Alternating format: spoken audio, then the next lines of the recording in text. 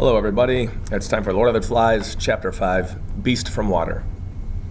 The tide was coming in, and there was only a narrow strip of firm beach between the water and the white stumbling stuff near the palm terrace. Ralph chose the firm strip as a path because he needed to think, and only here could he allow his feet to move without having to watch them. Suddenly, pacing by the water, he was overcome with astonishment. He found himself understanding the wearisomeness of this life, where every path was an improvisation, and a considerable part of one's waking life was spent watching one's feet. He stopped, facing the strip and remembering that first enthusiastic exploration as though it were part of a brighter childhood. He smiled jeeringly. He turned then and walked back toward the platform with the sun in his face. The time had come for the assembly. And as he walked into the concealing splendors of the sunlight, he went carefully over the points of his speech. There must be no mistake about this assembly, no chasing imaginary. He lost himself in a maze of thoughts that were rendered vague by his lack of words to express them. Frowning, he tried again. This meeting must not be fun, but business. At that, he walked faster, aware all at once of the urgency and the declining sun, and a little wind created by his speed that breathed about his face. This wind pressed his gray shirt against his chest so that he noticed, in this new mood of comprehension, how the folds were stiff like cardboard and unpleasant. Noticed, too, how the frayed edges of his shorts were making an uncomfortable pink area on the front of his thighs. With a convulsion of the mind, Ralph discovered dirt and decay, understood how much he disliked perpetually flicking the tangled hair out of his eyes, and at last, when the sun was gone, rolling noisily to rest among the dry leaves. At that, he began to trot. The beach near the bathing pool was dotted with groups of boys waiting for the assembly. They made way for him silently, conscious of his grim mood and the faults at the fire. The place of the assembly in which he stood was roughly a triangle, but irregular and sketchy, like everything they made. First, there was the log on which he himself sat, a dead tree that must have been quite exceptionally big for the platform. Perhaps one of those legendary storms of the Pacific had shifted it here. This palm trunk lay parallel to the beach, so that when Ralph sat, he faced the island, but to the boys was a darkish figure against the shimmer of the lagoon. The two sides of the triangle of which the log was base were less evenly defined. On the right was a log polished by restless seats along the top, but not so large as the chief's and not so comfortable. On the left were the four small logs, one of them, the farthest, lamentably springing. Assembly after assembly had broken up in laughter when someone had leaned too far back and the log had whipped and thrown half a dozen boys backward into the grass.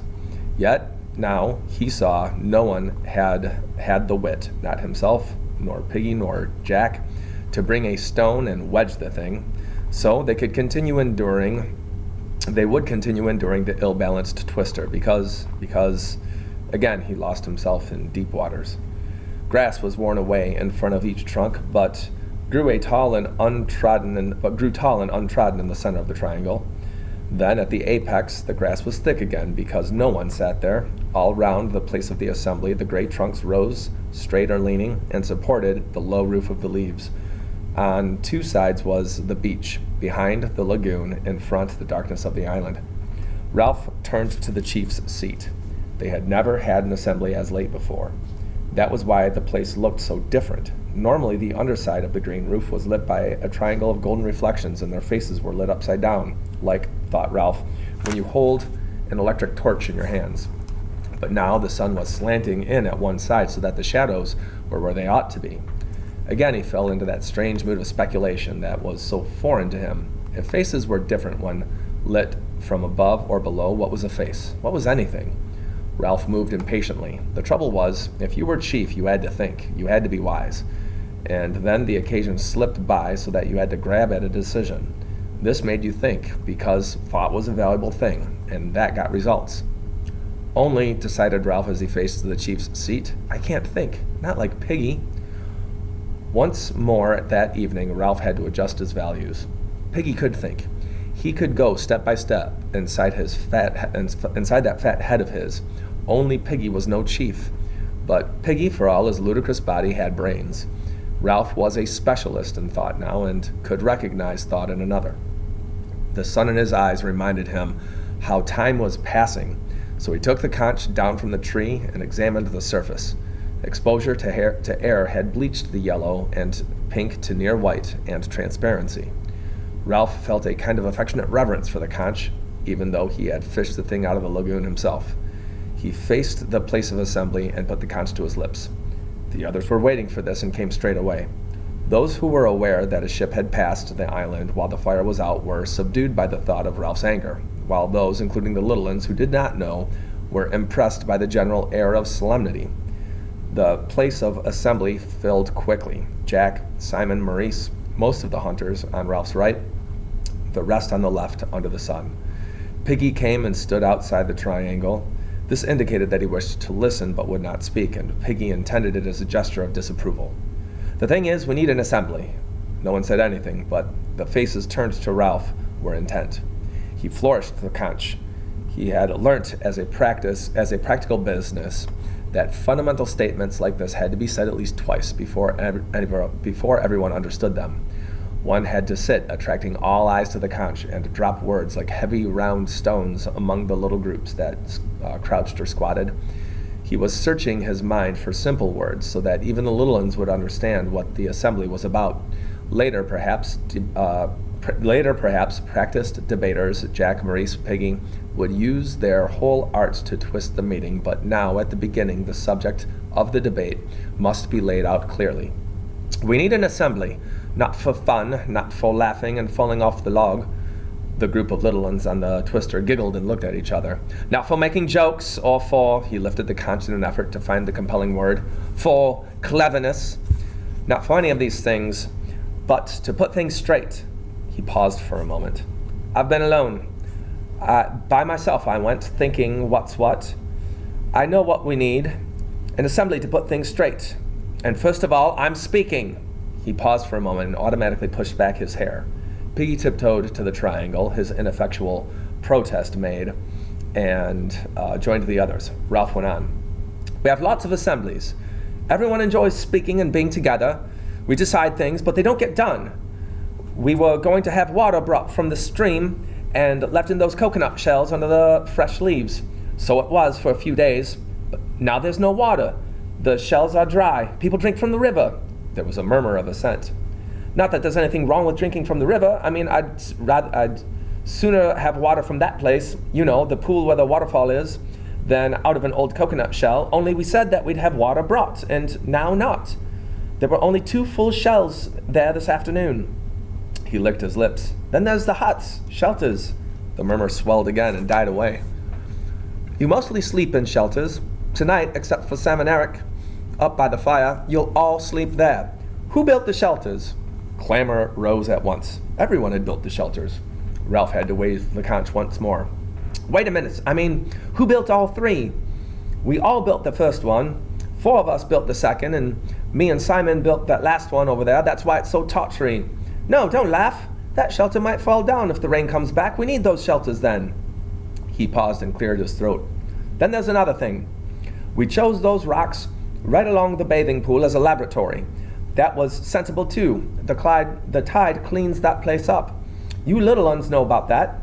There were sniggers here and there, and swift glances. Now people seem to use anywhere, even near the shelters on the platform. You little ones, when you're getting fruit, if you're taken short, the assembly roared. I said, if you're taken short, you keep away from the fruit. That's dirty. Laughter rose again. I said that's dirty. He plucked at his stiff gray shirt. That's really dirty. If you were taken short, you go right there along the beach to the rocks, see? Piggy held out his hands for the conch, but Ralph shook his head. His speech was planned, point by point. We've all got to use the rocks again. This place is getting dirty. He paused. The assembly, sensing a crisis, was tensely expectant. And then, about the fire. Ralph let out his spare breath with a little gasp that was echoed by the audience. Jack started to chip a piece of wood with his knife and whispered something to Robert, who looked away. The fire is the most important thing on the island. How can we ever be rescued except by luck if we don't keep a fire going? Is the fire too much for us to make? He flung out an arm. Look at us! How many are we? And yet we can't keep a fire going to make smoke? Don't you understand? Can't you see we ought to die before we let the fire go out? There was a self-conscious giggling among the hunters. Ralph turned on them passionately. You hunters, you can laugh. But I tell you, the smoke is more important than the pig. However often you kill one, don't all of you see? He spread his arms wide and turned to the whole triangle. We've got to make smoke up there or die. He paused, feeling for his next point. And another thing, someone called out, too many things. There came a mutter of agreement. Ralph overrode them. And another thing. We nearly set the whole island on fire, and we waste time rolling rocks and making little cooking fires. Now I say this, and make it a rule, because I'm a chief. We won't have a fire anywhere but on the mountain, ever. There was a row immediately. Boys stood up and shouted, and Ralph shouted back. Because if you want a fire to cook fish or crab, you can jolly well go up the mountain. That way we'll be certain. Hands were reaching for the conch in the light of the setting sun. He held on and leaped on the trunk. All of this I meant to say. Now I've said it. You voted for me. You voted me chief. Now you do what I say. They quieted slowly and at last were seated again. Ralph dropped down and spoke in his ordinary voice. So remember, the rock's for a laboratory. Keep the fire going and the smoke showing as a signal. Don't take fire from the mountain. Take your food up there. Jack stood up, scowling in the gloom, and held out his hands. I haven't finished yet, but you've talked and talked. I've got the conch. Jack sat down, grumbling. Then the last thing. This is what people can talk about. He waited till the platform was very still. Things are breaking up. I don't understand why. We began well. We were happy, and then... He moved the conch gently, looking beyond them at nothing, remembering the beastie, the snake, the fire, the talk of fear. Then people started getting frightened. A murmur, almost a moan, rose and passed away. Jack had stopped whittling. Ralph went on abruptly. But that's little un's talk. We'll get that straight. So the last part, the bit we can all talk about, is kind of deciding on the fear. The hair was creeping back into his eyes again. We've got to talk about this fear and decide there's nothing in it. I'm frightened myself sometimes, only that's nonsense, like bogies. Then, when we've decided, we can start again and be careful about things like fire. A picture of three boys walking along the bright beach flitted in his head. And be happy. Ceremonially, Ralph laid the conch on the trunk beside him as a sign that his speech was over.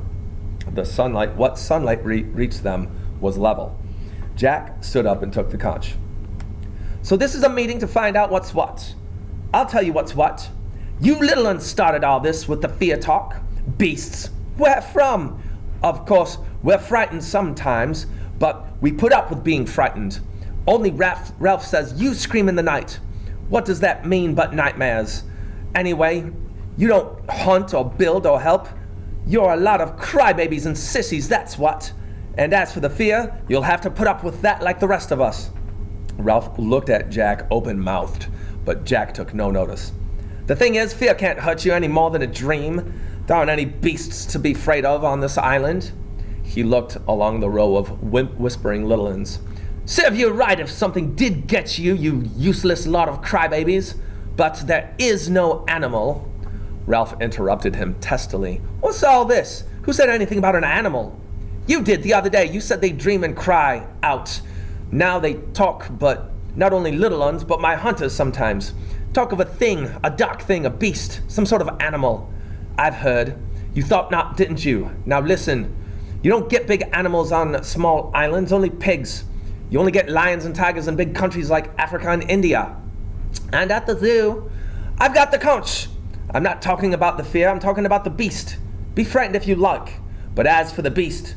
Jack paused, cradling the conch, and turned to his hunters with their dirty black caps. Am I a hunter or am I not? They nodded simply. He was a hunter, all right. No one doubted that.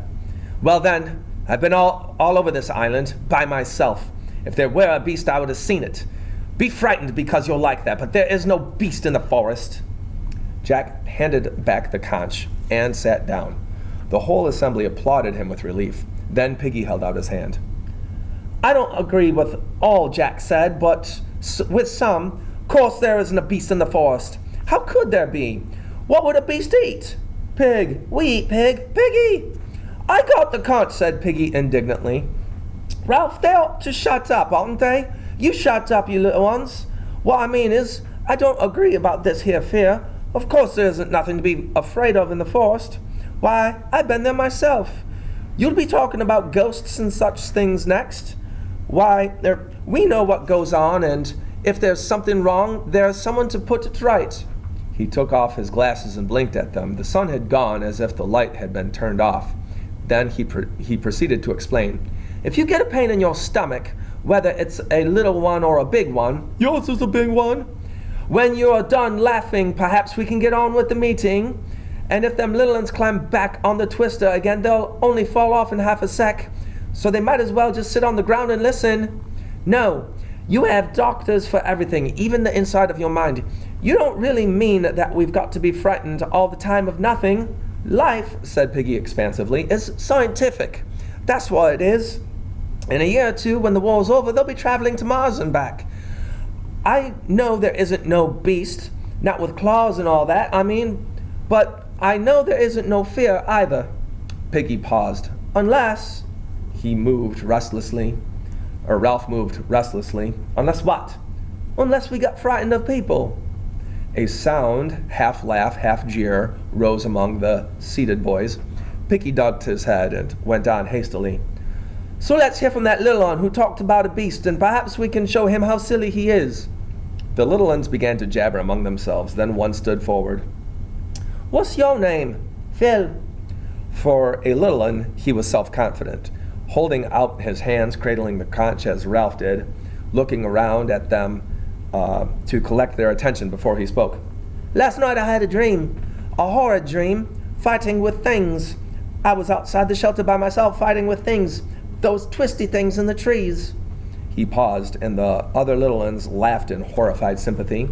Then I was frightened and I woke up, and I was outside the shelter by myself in the dark, and the twisty things had gone away.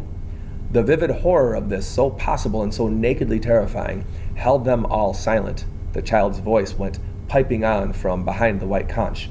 And I was so frightened and started to call out for Ralph, and then I saw something moving in the trees, something big and horrid. He paused, half frightened by the recollection, yet proud of the sensation he was creating. That was a nightmare, said Ralph. He was walking in his sleep. The assembly murmured in subdued agreement. The little un shook his head stubbornly. I was asleep when the twisty things were fighting, and when they went away, I was awake, and I saw something big and horrid moving in the trees. Ralph held out his hands for the conch, and the little un sat down. You were asleep. There wasn't anyone there. How could anyone be wandering about in the forest at night? Was anyone? Did anyone go out? There was a long pause while the assembly grinned at the thought of anyone going out in the darkness. Then Simon stood up, and Ralph looked at him in astonishment. Hugh, what were you mucking about in the dark for? Simon grabbed the conch convulsively. I wanted to go to a place I know. What place? Just the place I know, a place in the jungle. He hesitated. Jack settled the question for them, with that contempt in his voice that could sound so funny and so final. He was taken short! With a feeling of humiliation on Simon's behalf, Ralph took back the conch, looking Simon sternly in the face as he did so. Well, don't do it again, understand? Not at night. There's enough silly talk about beasts without the little uns seeing you gliding about like a... The derisive laughter that rose had fear in it and condemnation. Simon opened his mouth to speak, but Ralph had the conch, so he backed to his seat. When the assembly was silent, Ralph turned to Piggy. Well, Piggy? There was another one. Him. The little uns pushed Percival forward, then left him by himself. He stood knee-deep in the central grass, looking at his hidden feet, trying to pretend he was in a tent. Ralph remembered another small boy who had stood like this and flinched away from the memory. He had pushed the thought down and out of sight where only some positive reminder like this could bring it to the surface. There had been no further numberings of the little ones, partly because there was no means of ensuring that all of them were accounted for, and partly because Ralph knew the answer to at least one question Piggy had asked on the mountaintop. There were little boys, fair, dark, freckled, and all dirty, but their faces were dreadfully free from major blemishes. No one had seen the mulberry-colored birthmark again, but that time Piggy had coaxed and bullied, tacitly admitting that he remembered the unmentionable. Ralph nodded to Piggy. "Go on, ask him." Piggy knelt, holding the conch. "Now then, what's your name?" The small boy twisted away into his tent. Piggy turned helplessly to Ralph, who spoke sharply. "What's your name?" Tormented by the silence and the refusal, the assembly broke into a chant. "What's your name? What's your name?" "Quiet!" Ralph peered at the child in the twilight. "Now tell us, what's your name?"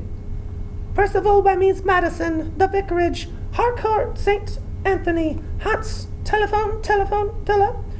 As if this information was rooted far down in the springs of sorrow, the little one wept. His face puckered, the tears leaked from his eyes, his mouth opened till they could see a square black hole. At first, he was a silent effigy of sorrow, but then the lamentation rose out of him loud and sustained as the conch. "Shut up, you! Shut up!" Percival Wemmy's Madison would not shut up. A spring had been tapped, far beyond the reach of authority or even physical intimidation. The crying went on, breath after breath, and seemed to sustain him upright, as if he were nailed to it. "Shut up! Shut up!" For now the little ones were no longer silent. They were reminded of their personal sorrows, and perhaps felt themselves to share in the sorrow that was universal.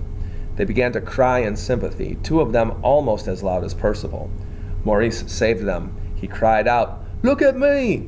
He pretended to fall over. He rubbed his stump and sat on the twister so that he fell on the grass. He clowned badly, but Percival and the others noticed and sniffed and laughed. Presently they were all laughing so absurdly that the big uns joined in. Jack was the first to make himself heard.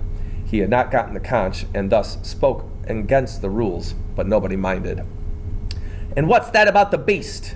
Something strange was happening to Percival. He yawned and staggered so that Jack seized and shook him. "Where does the beast live?" Percival sagged in Jack's grip. "That's a clever beast," said Piggy, jeering. "If it can hide on this island.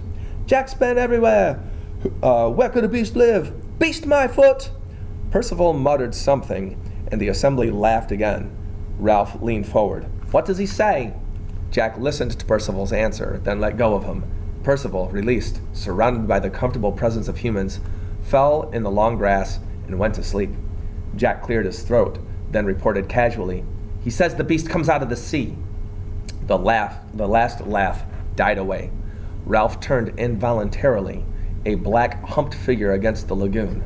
The assembly looked with him, considered the vast stretches of water, the high sea beyond, unknown indigo of infinite possibility, heard silently the sough and whisper of the reef. Maurice spoke so loudly that they jumped. "My daddy says they haven't found all the animals in the sea yet." Argument started again. Ralph held out the glimmering conch and Maurice took it obediently. The meeting subsided. "I mean, when Jack says you can't be frightened because people are frightened anyways, that's all right. But when he says there's only pigs on this island, I expect he's right, but he doesn't know. Not really, not certainly, I mean." Maurice took a breath. "My daddy says there's things, what do you call them, that make ink? Squids. There are hundreds of yards long and eat whales whole." He paused again and laughed gaily. "I don't believe in the beast, of course. As Piggy says, life's scientific, but we don't know, do we? Not certainly, I mean." Someone shouted, "A squid couldn't come up out of the water." "Could, couldn't." In a moment the platform was full of arguing, gesticulating shadows. To Ralph, seated, this seemed the breaking up of sanity. Fear, beasts, no general agreement that the fire was all important. And when one tried to get the thing straight, the argument sheared off, bringing up fresh, unpleasant matter. He could see a whiteness in the gloom near him, so he grabbed it from Maurice and blew as loudly as he could. The assembly was shocked into silence. Simon was close to him, laying hands on the conch. Simon felt a perilous necessity to speak, but to speak in assembly was a terrible thing to him. "Maybe," he said hesitantly, "maybe there is a beast." The assembly cried out savagely, and Ralph stood up in amazement. "You, Simon? You believe in this?" "I don't know," said Simon.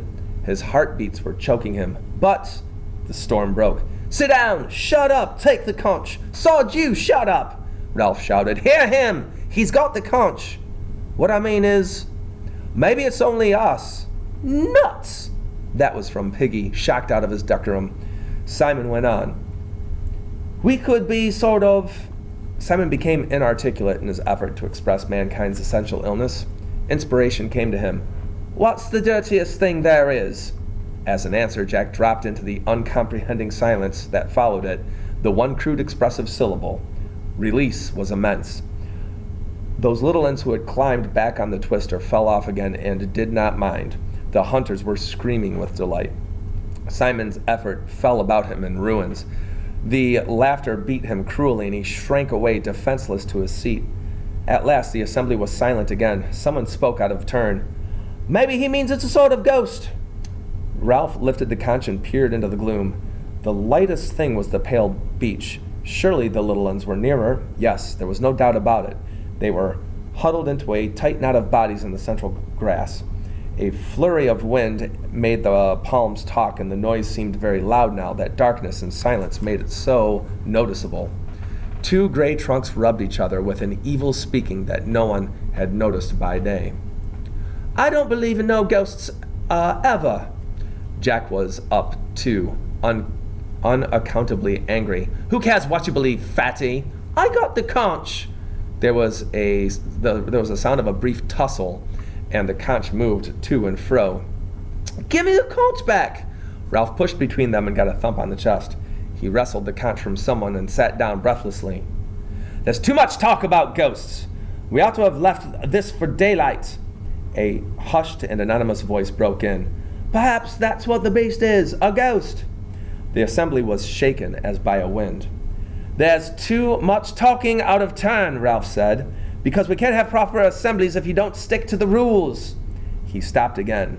The careful planning of this assembly had broken down. "What do you want me to say, then? I was wrong to call this assembly so late? We'll have a vote on them, on ghosts, I mean, and then we'll go to the shelters because we're all tired. No, Jack isn't. Wait a minute. I'll say here and now that I don't believe in ghosts, or I don't think I do, but I don't like the thought of them. Not now that is in the dark. But we're going to decide on what's what."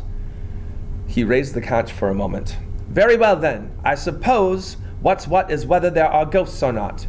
He thought for a moment, formulated the questions. "Who thinks there may be ghosts?" For a long time there was silence, and no apparent movement. Then Ralph peered into the gloom and made out the hands. He spoke flatly. "I see." The world, that understandable and lawful world, was slipping away. Once there was this and that, and now, and the ship had gone. The conch was snatched from his hand, and Piggy's voice shrilled. "I didn't vote for no ghosts." He whirled round on the assembly. "Remember that, all of you." They heard him stamp. "What are we? Humans or animals or savages? What's grown-ups going to think? Going off, hunting pigs, letting fires go out, and now..." A shadow fronted him tempestuously. "You shut up, you fat slug." There was a moment's struggle, and the glimmering conch jigged up and down. Ralph leaped to his feet. Jack! Jack! You haven't got the conch. Let him speak." Jack's face swam near him. "And you shut up. Who are you anyways, sitting there telling people what to do? You can't hunt. You can't sing. I'm chief. I was chosen. Why should choosing make any difference? Just giving orders doesn't make any sense. Piggy's got the conch. That's right. Favor Piggy as you always do. Jack!" Jack's voice sounded in bitter mimicry. "Jack! Jack!" "The rules!" shouted Ralph. "You're breaking the rules!" "Who cares?" Ralph summoned his wits. "Because the rules are the only thing we've got." But Jack was shouting against him. "Bollocks to the rules! We're strong! We hunt! If there's a beast, we'll hunt it down! We'll close in and beat and beat and beat!" He gave a wild whoop and leaped down into the pale sand. At once the platform was full of noise and excitement, scrambling, screams, and laughter. The assembly shredded away and became a discursive and random scatter from the palms to the water and away along the beach beyond night sight. Ralph found his cheek touching the conch and took it from Piggy. "What's grown-ups going to say?" cried Piggy again. "Look at them!" The sound of mock-hunting, hysterical laughter, and real terror came from the beach. "Blow the conch, Ralph!" Piggy was so close that Ralph could see the glint of his one glass. "There's the fire. Can't they see?" "You've got to be tough now. Make 'em do what you want." Ralph answered in the cautious voice of one who rehearses a theorem. "If I blow the conch and they don't come back, then we've had it. We shan't keep the fire going. We'll be like animals. We'll never be rescued." "If you don't blow, we'll soon be animals anyway. I can't see what they're doing, but I can hear." The dispersed figures had come together on the sand and were a dense black mass that revolved. They were chanting something, and little ones that had had enough were staggering away, howling. Ralph raised the conch to his lips and then lowered it. "The trouble is, are there ghosts, Piggy, or beasts?" "Course there aren't." "Why not?" "'Cause things wouldn't make sense. Houses and streets and TV, they wouldn't work." The dancing, chanting boys had worked themselves way till their sound was nothing but a wordless rhythm. "But suppose that they don't make sense, not here on this island. Suppose things are watching us and waiting." Ralph shuddered violently and moved closer to Piggy, so that they bumped frighteningly. "You stop talking like that. We've got enough trouble, Ralph, and I've had as much as I can stand. If there is ghosts out to give up being chief, hear 'em?" "Oh, Lord! Oh, no!" Piggy gripped Ralph's arm. "If Jack was chief, we'd have all fun hunting and no fire. We'd be here until we died." His voice ran up to a squeak. "Who's that sitting there?" "Me, Simon." Fat lot of good we are," said Ralph. "3 blind mice. I give up." "If you give up," said Piggy in an appalled whisper, "what'd happen to me?" "Nothing." "He hates me. I don't know why. But if he could do what he wanted, you're all right. He respects too. Besides, you'd hit him." "You were having a nice fight with him just now." "I had the conch," said Piggy simply. "I had a right to speak." Simon stirred in the dark. "Go on being chief." "You shut up, young Simon. Why couldn't you say there wasn't a beast?" "I'm scared of him," said Piggy, "and that's why I know him. If you're scared of someone, you hate him, but you can't stop thinking about him. You kid yourself he's all right, really, and then when you see him again, it's like asthma and you can't breathe. I tell you what, he hates you too, Ralph." "Me? Why me?" "I don't know. If you got him over the fire, and you're chief, and he isn't." "But he's Jack married you." "I've been in bed so much I done some thinking. I know about people. I know about me and him. He can't hurt you. But if you stand out of the way, he'd hurt the next thing. And that's me." "Piggy's right, Ralph. There's you and Jack. Go on being chief." "We're all drifting and things are getting rotten. At home there was always a grown-up. 'Please, sir, please, miss,' and then you got an answer. How I wish my auntie was here. How I wish my father. Ah, what's the use? Keep the fire going." The dance was over and the hunters were going back to the shelters. "Grown-ups know things," said Piggy. "They aren't afraid of the dark. They'd meet and have tea and discuss. Then things would be all right. They wouldn't have set fire to the island, or lose. They'd build a ship." The 3 boys stood in the darkness, striving unsuccessfully to convey the majesty of adult life. "They wouldn't quarrel, or break my specs, or talk about a beast. If only they could get a message to us," cried Ralph desperately. "If only they could send us something grown-up, a sign or something." A thin wail out of the darkness chilled them and set them grabbing for each other. Then the wail rose, remote and unearthly, and turned to an inarticulate gibbering. Percival Wemyss Madison of Vicarage, Harcourt Street, Anthony, lying in the long grass, was living through circumstances in which the incantation of his address was powerless to help him.